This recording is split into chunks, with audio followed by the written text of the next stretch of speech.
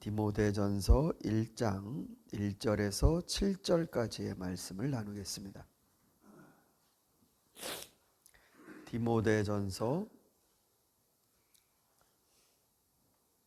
1장 1절에서 7절 한 절씩 읽습니다. 우리의 구주이신 하나님과 우리의 소망이신 그리스도 예수의 명령으로 그리스도 예수의 사도가 된 나 바울이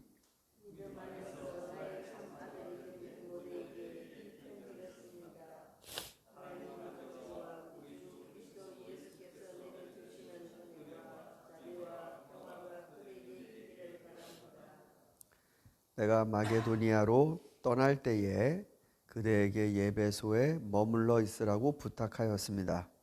그것은 그대가 거기에서 어떤 사람들로 하여금 다른 교리를 가르치지 못하도록 명령하고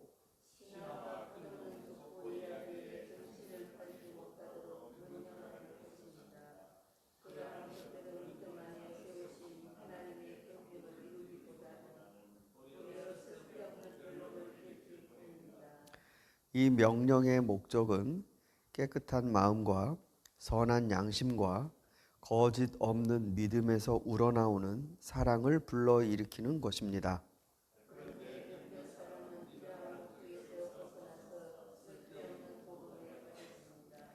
그들은 율법 교사가 되려고 하지만 사실은 자기들이 무엇을 말하고 있는지 또는 무엇을 주장하고 있는지도 알지 못합니다. 네, 오늘부터 우리 빌립보서에 이어서 바울의 또 다른 행적을 볼 수 있는 디모데전서 말씀을 같이 나눌 것입니다. 빌립보서는 빌립보 교회 성도들에게 향하는 편지지만 디모데전서는 한 명이 딱 수신자입니다. 디모데라는 사람이 읽어야 될 내용입니다. 근데 이 디모데는 바울과 정말 아들뻘 되는 사람인데도 신실한 동역자가 되었습니다. 그리고 바울은 서슴없이 디모데를 추천합니다. 참 하나님 안에서 벌어지는 인연들이 참 많은데요. 이게 새로운 가족이 발생하는 것 같습니다. 그러니까 이런 말씀하신 적이 있어요. 누가 내 어머니고 누가 내 형제냐. 그러면서 여기에 있는 그러니까 주님이 말씀을 전하실 때 같이 듣고 있는 이들이 바로 내 어머니고 형제다. 이런 말씀을 하신 적이 있거든요. 그러니까 내 아들 같은, 내 형제 같은, 내 어머니 같은 이러한 인연들이 그리스도교 안에서 발생을 합니다. 바울은 디모데에게서 참 아들이다. 그리고 내 동역자이기도 하다. 이런 인연이 발생합니다. 여러분은 어떻게 좀 자식들 좀 많이 낳으셨습니까? 내가 생각할 때 내 자식은 내가 낳은 자식만 있으면 우린 조금 창피한 겁니다. 영적이잖아요.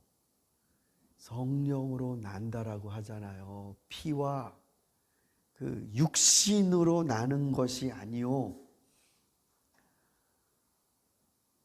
하나님의 자녀가 되는 특권은 성령에 의한 것이다. 그러니까 내가 내 형제처럼, 내 자매처럼, 내 부모처럼, 내 자식처럼 돌봐야 될 그런 관계가 끊임없이 파생합니다. 바울은 디모데를 얻었습니다. 근데 지금 디모데는 이 동선을 잘 보십시오. 자, 이게 바울은 로마에 감금이 되어 있었지 않았습니까? 그리고 풀려납니다. 2년 정도의 시간을 갖게 된다고 하는데 거기에서 나와서 그레데 섬으로 해갖고 이렇게 소아시아로 갑니다. 그러니까 이 뭡니까? 로마에서 육로로 이렇게 해서 다시 소아시아로 이렇게 들어가는 게 아니고 그레데 바다 쪽으로 해갖고 다시 소아시아로 가게 됩니다. 그때 아마 디모데도 같이 바울과 동행했던 것 같습니다. 그리고 나서 소아시아로 갔더니 할 일이 보통 많은 게 아니에요.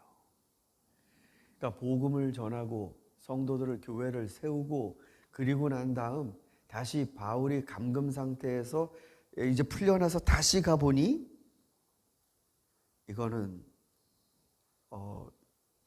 내가 여기에서 뭐 1, 2년 머물면서 뭐 할 이런 게 아니라 이거는 정말 굳건히 세워주지 않으면 이건 교회가 안 될 것 같아요. 그래서 디모데를 당신이 여기에 남아서 예배소 교회를 지키십시오. 그리고 자신은 거기에서 다시 마케도니아로 떠납니다. 마케도니아는 빌립보가 있죠. 우리 빌립보서 읽었을 때 내가 당신들 보기를 너무 원합니다. 이런 표현들을 많이 발견했지 않습니까? 그러니까 이 사도 바울은 다시 마케도니아로 건너가서 사역을 하는 이 동선을 멈출 수가 없고 디모데는 예배소에 남겨둔 상태입니다. 예배소라는 데가 얼마나 대단하길래 이게 이토록 바울에게 긴장감을 불러일으켰을까? 그러니까 거긴 사람이 있어야 된다라고 판단을 한 거죠. 거긴 사람이 있어야 된다. 상주에서 사역을 해야 된다. 그러면서 디모데에게 당신이 거기 남아서 해야 하는 일은 1차적으로 보면 명령하라가 되게 많습니다. 당신은 거기서 그 사람들에게 명령을 하십시오. 첫 번째는 다른 교리 가르치지 못하도록, 그리고 신화와 끝없는 족보 이야기에 정신이 팔리지 않도록 명령하십시오. 그러니까 요 교회의 가장 큰 영적인 혼탁함은 어디서 오는가? 세 가지가 나왔어요. 첫 번째, 누가 와서 다른 교리를 가르친다는 겁니다. 두 번째, 신화. 세 번째, 족보 이야기. 교회에 들어가 봤더니 다시 사도가 다시 예배소를 방문해서 성도들을 만나봤더니 아니 이런 데 정신이 다 팔려 있는 겁니다.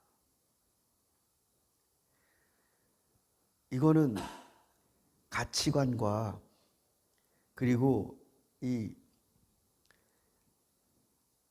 정신의 문제이기 때문에 이건 단순히 끝날 일이 아니라 사역을 해야 된다라는 생각을 가졌던 것 같습니다. 예배소라는 곳은 여러분 사실 겉으로 보면요, 그러니까 세속적인 의미에서 보면 살기 좋은 곳이죠. 재밌거리가 많습니다. 거의 항구 도시거든요. 우리 이 골드코스트처럼 바닷가에 이렇게 있는 해안가인데 거기는 항구가 있어요. 그러니까 사람들이 무역하러 많이 오고 새로운 문물들이 많이 도착합니다. 그리고 로마 황제에게는 예배소가 굉장히 로마 황제를 기쁘게 해주는 도시예요. 그래서 예배소 교회를 특별하게 많은 자유를 주었습니다. 왜 식민지들 가운데 황제가 명령을 해서 그것대로 개조되지 않습니까? 근데 예배소는 자유시라고 해갖고 더 많은 특혜들을 주었던 것 같습니다. 그리고 거기는 극장도 있었어요. 여러분이 아마 뭐 찾아보시면 예배소에 엄청난 규모의 극장이 있는데 2만 5천 명이 거기서 관람할 수 있답니다. 2만 5천 명. 거기 예배소 인구가 다 해봤자 한 200만 된다고 그러는데 그러면 거의 얼마입니까 그게? 그 시대에 거기는 거대한 대형 TV나 마찬가지죠. 그러니까 재미거리도 있습니다. 그리고 세계 3대 도서관 중에 하나가 예배소에 있습니다. 그러니까 정말 이 자료도 많고 여기 나오는 신화나 족보 얘기가 많이 나온다, 이런 게 지적 호기심이 굉장히 많다는 말입니다. 예배소에 뭐 알고 싶고 따지려면 자료도 있고. 그런데 예배소 교회에 문제점을 발견한 건 사도 바울만이 아닙니다. 여러분 요한계시록 2장을 한번 펴보십시오. 요한계시록 2장.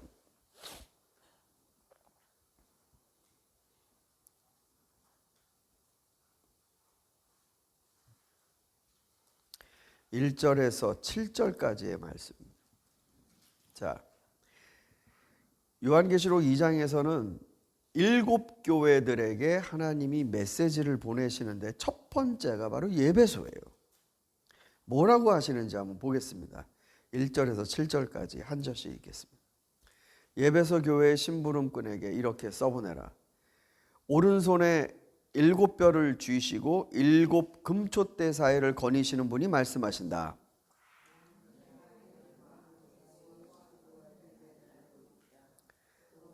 내가 악한 자들을 잡고 내버려 둘 수 없었던 것과 사도가 아니면서 사도라고 자칭하는 자들을 시험하여 그들이 거짓말장임을 발견했노라. 너는 참고 내 이름을 위하여 고난을 견디어냈으며 낙심한 적이 없다.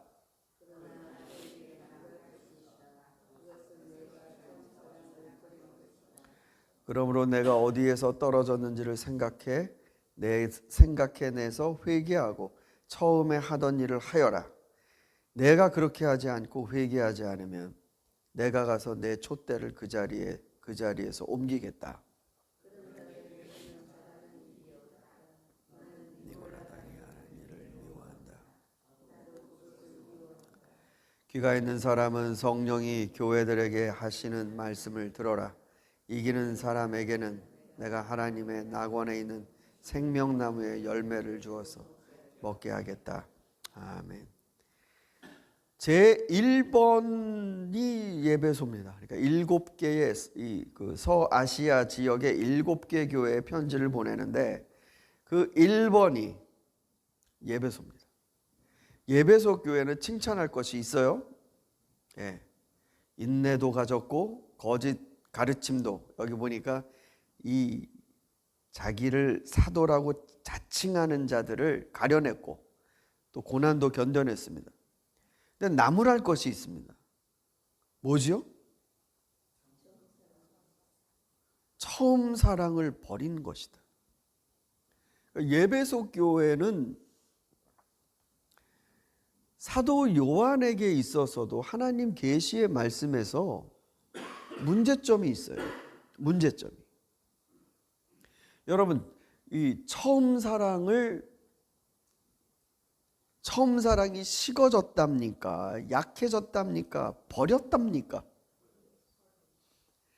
첫사랑이 식었다도 아니에요. 첫사랑이 좀 배터리처럼 중간 정도에서 이게 좀 약해졌다, 이것도 아닙니다. 버렸다. 아니 그럼 뭘 갖고 신앙생활을 하죠? 여기 보니까 인내도 하고 낙심한 적도 없다라는 칭찬을 받았는데, 그럼 첫사랑을 버렸으면 이 사람들 뭘 갖고 신앙생활을 했단 말입니까? 하긴 했어요. 그죠? 첫사랑 없이, 사랑 없이 열심히 했습니다. 여기에서 말하는 첫사랑이 뭘까요? 이 남편과 아내지간을 말하는 겁니까? 젊은 사람들 연인을 말하는 겁니까? 누구와 누구의 사랑을 지금 말하는 거예요? 예수 그리스도를 처음으로 경험했을 때 그들의 마음, 그거를 얘기하는 거 아니겠습니까? 그러니까 그게 버려지면 뭘로 신앙생활을 했다는 말인가? 그러니까 여러분, 내 사랑에 대한 그 대상에 대한 집중이 떨어져 나갈 만큼 굉장히 산만한 삶을 산 거죠. 뭐가 그렇게 볼거리가 많았을까요? 아니, 지금 내 손에 붙들린 내 연인이 있는데 나중에 가다 보니까 이게 바뀐 거죠. 이 사람이 아니고. 어쩌다가 어디를 다녔길래 그랬을까요? 왜 그들은 한 번도 사랑을 받아본 적이 없는 사람이 아니라 그 사랑을 받았는데 그 사랑이 왜 중간에 떨어져 나갔다고 그래요. 그래서 어디서 떨어졌는지를 보라고 합니다. 어디서 떨어졌는지를 보라고요. 예배소 교회에 그런 일이 벌어졌습니다. 이게 이 교회에 요구한 첫 번째 하나님이 지적하신 말씀이에요. 넌 어디서 손을 놓쳤는지를 생각해 내서. 아유, 주님이 좀 가르쳐 주시면 안 돼요? 너 그때 여기서 너가 잘못됐다. 아유, 그러면은 쉽게 되지 않겠습니까? 근데 생각해 내래요. 너 어디서 떨어졌는지 생각해 내라. 그 다음 회개해라. 회개. 예배소 교회에 회개하라고 했습니다. 그리고 처음 하던 일을 하여라. 이 세 가지가 예배소 교회에 보낸 하나님의 메시지였습니다. 사도 바울이 지금 디모데에게 말하는 예배소 교회의 메시지, 즉 거짓된 가르침을 더 이상 전파하지 않도록 명령하고 신화와 족보를 따지는데 시간 보내지 않도록 명령하고 그렇게 해서 예배소 교회를 지켜라라는 것과 이게 맥이 같은 겁니다. 사랑하는 성도 여러분, 우리는 어디서 첫사랑이 떨어졌을까요? 여러분 중에 아직도 뜨겁게 간직하고 계시는 분들 정말 축복하는 겁니다. 그러나 많은 경우는 첫사랑이 떨어지죠. 저도 목회 안수 받을 때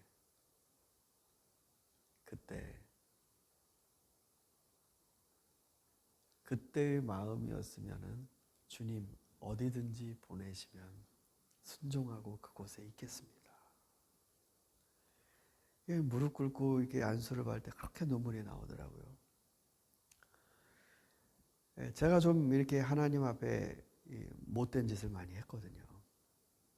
근데도 하나님의 말씀을 전할 수 있는 그런 기회를 주시고 쓸모 있는 인간으로 다시 불러주신 것 같아서 마음이 참 뜨거웠었습니다. 그런데 이제 세월이 지나다 보니까 목회자인 저 자신도 그 처음 마음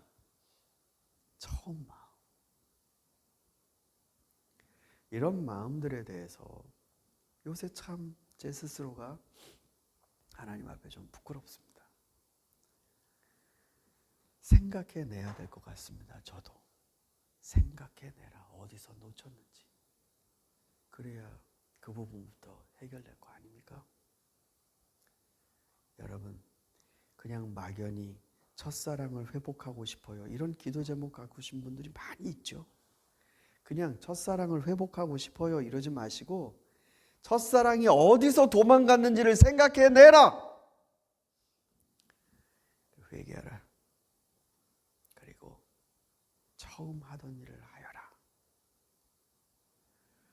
이 하나님의 말씀은 오늘 우리들에게 전달되는 말씀이 아니겠습니까? 아무쪼록 저와 여러분이 하나님 앞에 다시 처음에 하던 일을 하면서 더 뜨거운 사랑을 나누는 그런 그리스도의 백성들이 되기를 소망합니다. 기도드리겠습니다.